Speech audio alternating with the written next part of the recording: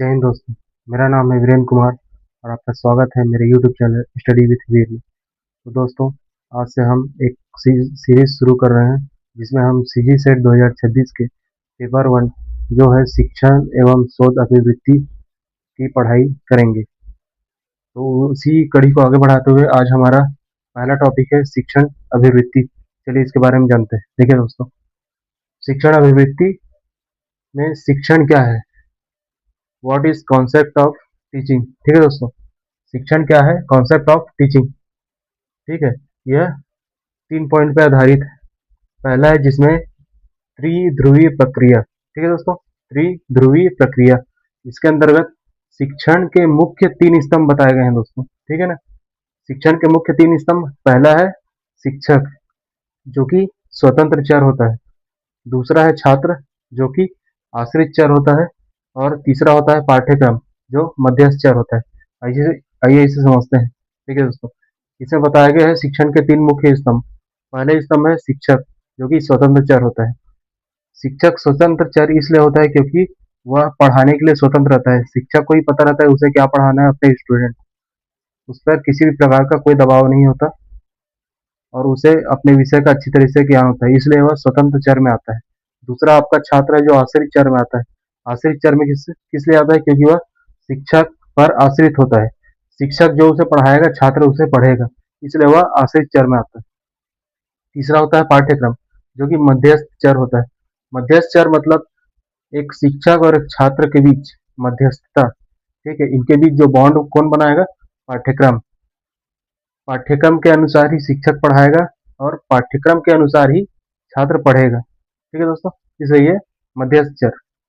अब इसमें दूसरा पॉइंट है द्विमुखी प्रक्रिया। ठीक है दोस्तों, पहला हमने त्रिध्रुवी प्रक्रिया पढ़ा, उसके बाद द्विमुखी प्रक्रिया। इसमें देखते हैं एक शिक्षक और छात्रों के बीच विचारों का आदान प्रदान। ठीक है दोस्तों, एक शिक्षक और छात्रों के बीच विचारों का आदान प्रदान। शिक्षक जो पढ़ाता है छात्र उसे पढ़ता है और उसे समझकर वह अपनी ज्ञान और बुद्धि के माध्यम से शिक्षक को बताता है कि वह क्या समझा है। ठीक है दोस्तों, शिक्षक और छात्रों के बीच आपसी वार्तालाप और उनके बीच जो विचार है उनके आदान प्रदान से यह सिद्ध होता है कि छात्र कितना समझा है और शिक्षक ने कितना समझाया है। ठीक है दोस्तों, तीसरा है आपका मुख्य उद्देश्य, छात्र के व्यवहार में सकारात्मक और स्थायी परिवर्तन लाना। ठीक है दोस्तों, शिक्षण का मुख्य उद्देश्य छात्र के व्यवहार में क्या सकारात्मक और स्थायी परिवर्तन लाना। ठीक है दोस्तों, कॉन्सेप्ट ऑफ टीचिंग पूछेगा तो त्रिध्रुवी प्रक्रिया, द्विमुखी प्रक्रिया और इनका मुख्य उद्देश्य। ठीक है दोस्तों, आइए बढ़ते हैं हमारे नेक्स्ट टॉपिक की तरफ जो है शिक्षण के स्तर। पहले हमने पढ़ा शिक्षण क्या है, अब हम जानेंगे शिक्षण के स्तर यानी लेवल ऑफ टीचिंग। ठीक है दोस्तों, यह इसमें 3 लेवल बताए गए हैं टीचिंग के। पहला है स्मृति स्तर, दूसरा है बोध स्तर और तीसरा है चिंतनशील स्तर। चलिए इसे समझते हैं। ठीक है दोस्तों, पहला है स्मृति स्तर। इसमें बताया गया कि यह रटने पर आधारित होता है। ठीक है दोस्तों, यह रटने पर आधारित होता है। तो स्मृति स्तर छोटे बच्चों से रिलेटेड होता है। छोटे बच्चे क्या करते हैं, उन्हें समझने में टाइम लगता है, इसलिए वो किसी भी चीज को रटते हैं। ठीक है दोस्तों, तो यह रटने पर आधारित है स्मृति स्तर। इनके प्रतिपादक है हर्बर्ट। ठीक है दोस्तों, दूसरा है बोध स्तर। इसमें नियम और सिद्धांतों को समझते हैं। ठीक है, इसमें छात्र नियम और सिद्धांतों को समझते हैं। जब कोई स्टूडेंट जब एकदम छोटा रहता है तो उससे कई चीज समझ नहीं आती, वो क्या करता है, रटता है। लेकिन जैसे जैसा बड़ा होता है उसमें सोचने समझने की शक्ति बढ़ती है। उसके बाद क्या करता है, वो किसी भी नियम और किसी भी सिद्धांत जो उसे पढ़ाया जाता है उसे समझता है। वही से बताया गया बोध स्तर। इसमें नियम और सिद्धांतों को समझते हैं। इनके प्रतिपादक है मॉरिसन। ठीक है दोस्तों, अब शिक्षण का तीसरा स्तर चिंतनशील स्तर। यहाँ छात्र समस्याओं का हल स्वयं ढूंढते हैं। ठीक है दोस्तों, आपने देखा होगा बड़े बड़े कॉलेज जब छात्र कॉलेज या पीएचडी करते हैं। ठीक है, पीएचडी में क्या होता है दोस्तों, आप किसी विषय में अगर पीएचडी करते हैं तो आपको उस विषय में पूरा शोध करना पड़ता है, एक एक बारीकी चीज उसे जानना पड़ता है। वही इसमें कहा गया है चिंतनशील स्तर। यहाँ छात्र समस्याओं का हल स्वयं ढूंढते हैं। जैसे आप 12वीं में पहुंच गए, कॉलेज में पहुंच गए, तो आपको प्रोजेक्ट दिया जाता है, उस प्रोजेक्ट को आप खुद से करते हैं। वही सब बताया गया कि हल स्वयं ढूंढने जाता है, इसके प्रतिपादक है हंट। ठीक है दोस्तों, हमने पढ़ा शिक्षण क्या है, कॉन्सेप्ट ऑफ टीचिंग, त्रिध्रुवी, द्विमुखी और मुख्य उद्देश्य। और दूसरा हमने पढ़ा शिक्षण के स्तर, ये स्मृति स्तर, यह रटने पर आधारित होता है, मतलब छोटे बच्चों से रिलेटेड है। दूसरा है बोध स्तर, इसमें नियम और सिद्धांतों को समझते हैं। तीसरा है चिंतन स्थिर स्तर, यहाँ छात्र समस्याओं का हल स्वयं ढूंढते हैं। चलिए अब हम आगे पढ़ेंगे शिक्षण की विधियां, इसे चाहे तो आप नोट डाउन कर सकते हैं। ठीक है दोस्तों,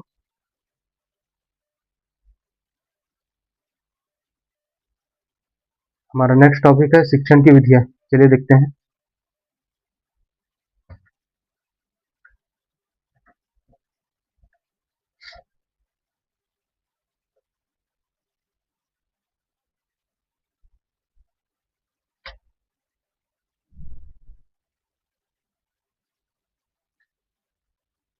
ठीक है दोस्तों, हमारा नेक्स्ट टॉपिक है शिक्षण की विधियां।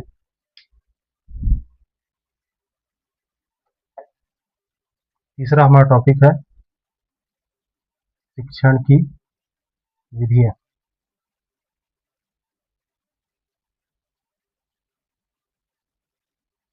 चलिए इसे समझते हैं।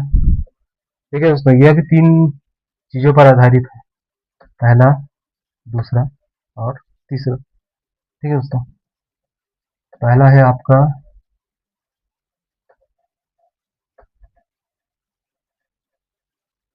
शिक्षक केंद्रित, दूसरा है आपका छात्र केंद्रित और तीसरा है आपका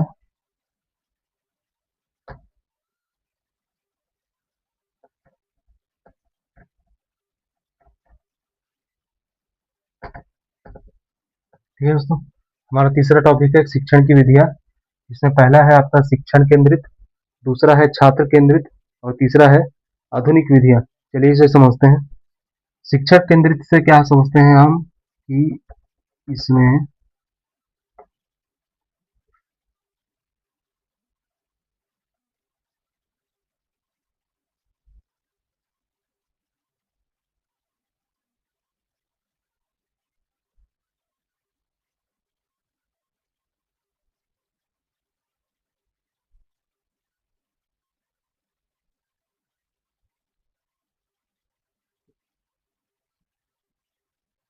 ठीक है दोस्तों, शिक्षक केंद्रित इसका क्या होता है, इसमें शिक्षक मुख्य होता है, जैसे व्याख्यान, लेक्चर विधि। ठीक है दोस्तों, शिक्षक केंद्रित से क्या समझते हैं, शिक्षण मुख्य होता है इसमें, जैसे व्याख्यान और लेक्चर विधि।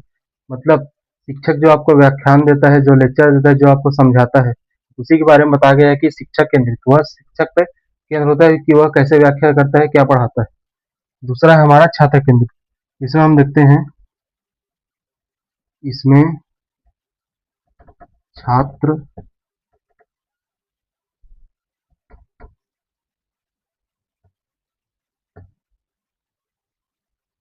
सक्रिय होते हैं। ठीक है दोस्तों, इसमें छात्र सक्रिय होते हैं।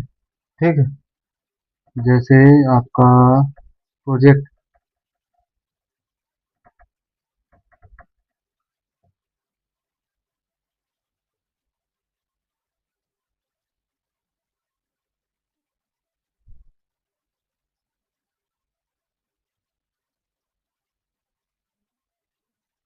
ठीक है दोस्तों, पहले हमने पढ़ा शिक्षक केंद्रित, इसमें शिक्षक मुख्य होता है, जैसे व्याख्यान, लेक्चर विधि। ठीक है, दूसरा है आपका छात्र केंद्रित, इसमें छात्र सक्रिय होते हैं, जैसे प्रोजेक्ट विधि, खोज विधि, समूह चर्चा। इससे पहले जब हमने शिक्षण के स्तर में मैंने आपको एक उदाहरण दिया था, जिसमें मैंने प्रोजेक्ट की बात की थी, वही से बताया गया दोस्तों। ठीक है, इसमें छात्र सक्रिय होते हैं। प्रोजेक्ट विधि, छात्र को कोई प्रोजेक्ट मिलता है तो खुद से मेहनत करता है, उसे समझता है, उसके बाद वह प्रोजेक्ट लिखता है। खोज विधि, अगर आप कोई भी शोध कर रहे हैं, मतलब आप किसी भी चीज की खोज कर रहे हैं, उसके बारे में छोटी से छोटी बारीकी चीजें आपको पता होनी चाहिए। ठीक है, वही इसमें बताया गया खोज विधि। और समूह चर्चा, अगर छात्रों को, जैसे 4-5 छात्रों को मिलकर कोई प्रोजेक्ट दिया जाता है, तो छात्र आपस में समूह में पहले चर्चा करते हैं कि कौन क्या करेगा, कौन कैसे करेगा और हमें जानकारी कहाँ से मिले प्राप्त होगी, उसी को समझाया गया है समूह चर्चा। अब तीसरा हमारा है आधुनिक विधियां। चलिए इसे समझते हैं। यह 2 लाइन का है, स्वयं प्रभा। ठीक है दोस्तों,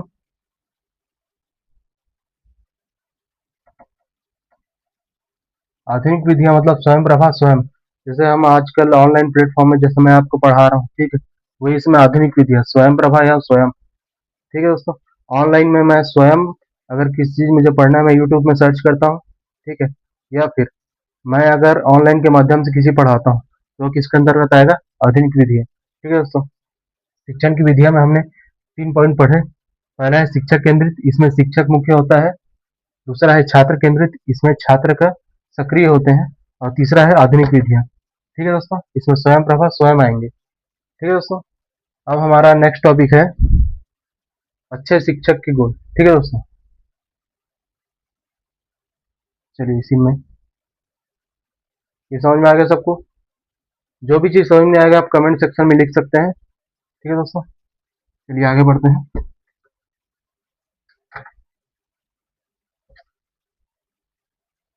अब हमारा चौथा टॉपिक है एक अच्छे शिक्षक के गुण।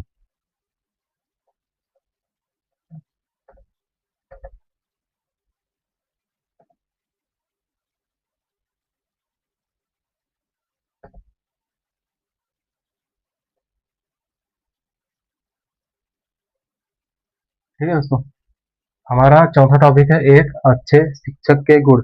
एक अच्छे शिक्षक में क्या क्या गुण होंगे यह उनके अंतर्गत आएगा। ठीक है दोस्तों, देखिए इसमें क्या लिखा है। जैसे आपका पहला है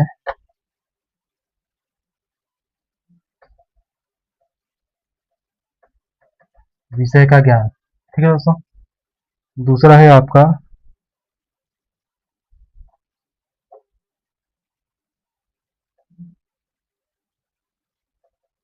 सहानुभूति। ठीक है दोस्तों, तीसरा है आपका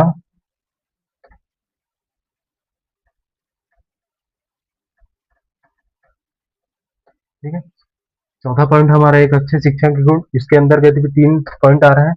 पहला है विषय का ज्ञान, दूसरा है सहानुभूति, और तीसरा है संवाद कौशल। आइए इसे गहराई से समझते हैं। ठीक है दोस्तों, विषय का ज्ञान। ठीक है,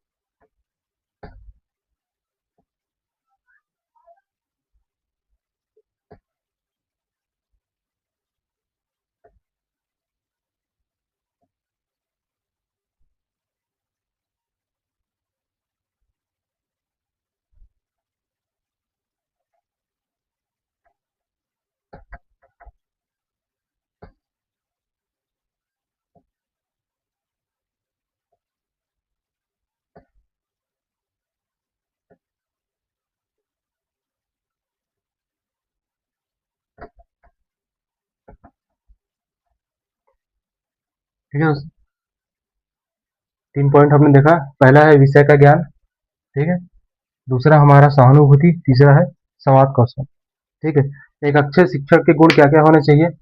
पहला है आपका विषय का ज्ञान, अपने विषय में पूरी पकड़। एक शिक्षक को जब तक अपने विषय में पूरी पकड़ नहीं होगी वह सामने नहीं पढ़ा सकता। ठीक है, दूसरा है सहानुभूति, छात्रों की समस्याओं को समझने की क्षमता। अगर मैं किसी को पढ़ा रहा हूँ और मैं अपने जो मेरे स्टूडेंट है मैं उनकी समस्याओं को नहीं समझ रहा हूँ तो मतलब मैं अच्छा टीचर नहीं हूँ। तो इसमें बताया गया है कि सहानुभूति शिक्षक के गुण होने चाहिए अच्छे शिक्षक के। उसमें क्या आएगा, छात्रों की समस्याओं को समझने की क्षमता। तीसरा आता है संवाद कौशल, कठिन से कठिन बात को सरल भाषा में समझाना। ठीक है दोस्तों, अगर मुझे कोई टॉपिक दिया गया है या कोई छात्र मुझसे कुछ पूछता है, वह उसे कठिन लगता है, अगर मैं उसे सरल भाषा में नहीं समझा सकता, ठीक है, तो मेरे अंदर अच्छे शिक्षक के गुण नहीं है। तो इसमें बताया गया है संवाद कौशल, कठिन से कठिन बात को सरल भाषा में समझाने को, ठीक है, अच्छे शिक्षक के गुण है। इसे चाहे तो आप नोट डाउन कर सकते हैं। ठीक है दोस्तों,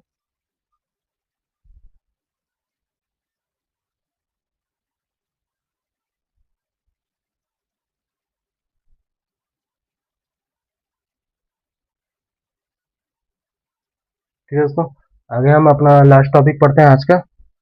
यह है मूल्यांकन पद्धति। ठीक है दोस्तों,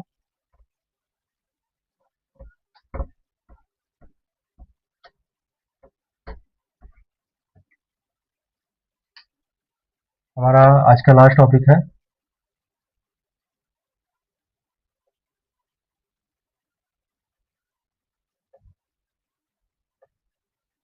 मूल्यांकन पद्धति।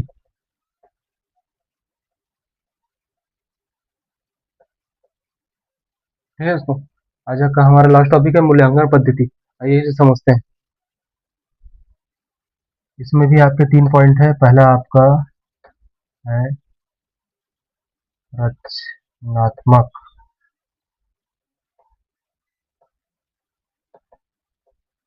रचनात्मक पद्धति। दूसरा है आपका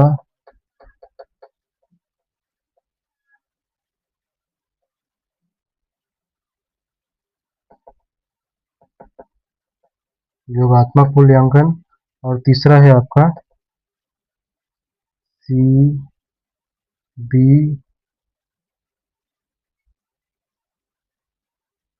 CBCS। ठीक है दोस्तों, आपका पांचवा टॉपिक है मूल्यांकन पद्धति। उसके अंतर्गत पहला आपका रचनात्मक पद्धति, दूसरा योगात्मक मूल्यांकन, तीसरा है CBCS। चलिए इसे गहराई से समझते हैं। आपका पहला है रचनात्मक पद्धति। इसके अंतर्गत यह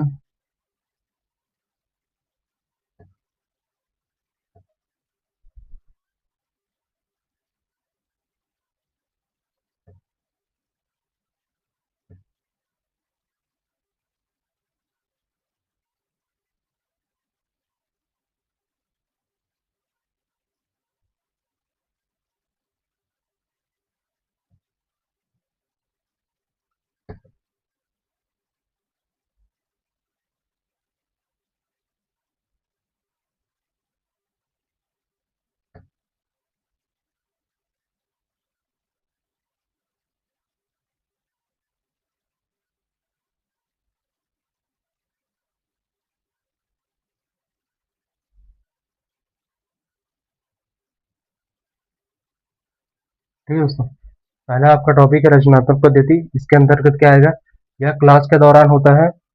जैसे रोजमर्रा के प्रश्न उत्तर, सरप्राइज टेस्ट, ताकि छात्रों में सुधार हो सके। ठीक है दोस्तों, किसी भी चीज का मूल्यांकन कैसे करते हैं, ये इसमें बताया गया कि शिक्षण में मूल्यांकन की पद्धति क्या क्या है। पहला आपका रचनात्मक पद्धति, योगात्मक और CBCS। रचनात्मक पद्धति की जैसे कि आप क्लास में देखते हैं, कभी कभी टीचर हमें सरप्राइज टेस्ट ले सकते हैं या फिर हमें कुछ याद करने बोलते हैं, उसके बारे में पूछते हैं। वही आपका रचनात्मक पद्धति है, क्लास के दौरान होता है। जैसे रोजमर्रा के प्रश्न उत्तर, मैंने आपसे कुछ पूछा, आपने उसका आंसर दिया। ठीक है दोस्तों, दूसरा है आपका योगात्मक मूल्यांकन। चलिए इसे देखते हैं। यह है सत्र एवं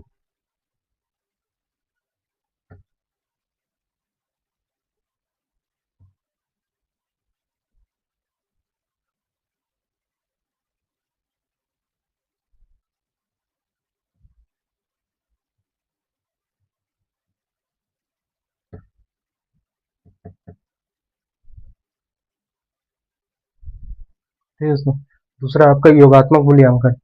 यह सत्र, ठीक है दोस्तों, सत्र, जैसे आप 11वीं पढ़ रहे हैं, 12वीं पढ़ रहे हैं, कॉलेज पढ़ रहे हैं, first year, second year, final year. ठीक है, एक सत्र या जो भी आपका कोर्स है के अंत में होता है, जैसे परीक्षा।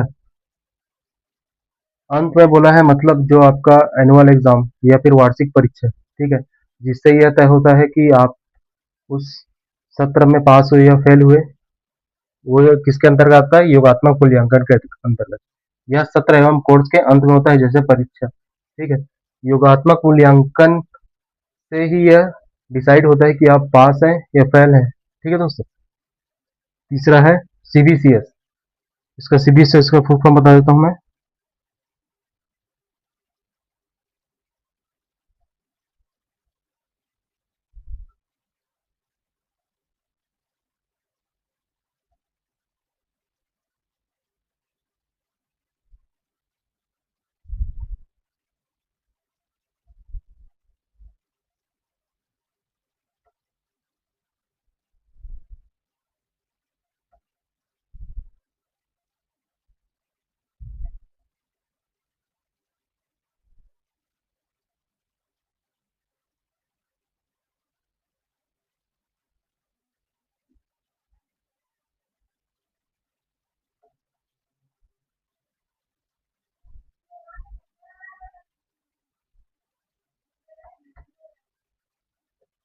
ठीक है दोस्तों, तीसरा है हमारा CBCS, जिसका फुल फॉर्म क्या है? Choice based credit system, CBCS, जिसमें छात्र को अपनी पसंद के विषय चुनने की आज़ादी मिलती है। ठीक है दोस्तों, CBCS का फुल फॉर्म क्या है? चॉइस बेस्ड क्रेडिट सिस्टम, जिसमें छात्र को अपनी पसंद के विषय चुनने की आज़ादी मिलती है। जैसे आप 12th में ही देख लो, ठीक है, मैथ्स, कॉमर्स, बायो, आप अपनी पसंद के विषय चुनते हैं। आप कॉलेज में पढ़ रहे हैं, आप BSc, BA, BE, ठीक है दोस्तों, जो भी आप कोर्स कर रहे हैं वो किसके अंदर आता है? CBCS, choice based credit system, जिसमें छात्र को अपने विषय चुनने की आज़ादी होती है। ठीक है दोस्तों, मूल्यांकन पद्धति के अंतर्गत हमने रचनात्मक पद्धति पढ़ा, योगात्मक मूल्यांकन, CBCS। ठीक है दोस्तों, आप चाहे तो इसे नोट डाउन कर सकते हैं। ठीक है दोस्तों, आज के लिए इतना ही। कल के टॉपिक में हम इसके आगे की पढ़ाई करेंगे। कुछ भी डाउट होगा तो आप कमेंट सेक्शन में लिख सकते हैं। अगर आपको पसंद आया तो लाइक, शेयर और फॉलो करें। धन्यवाद। जय हिंद दोस्तों।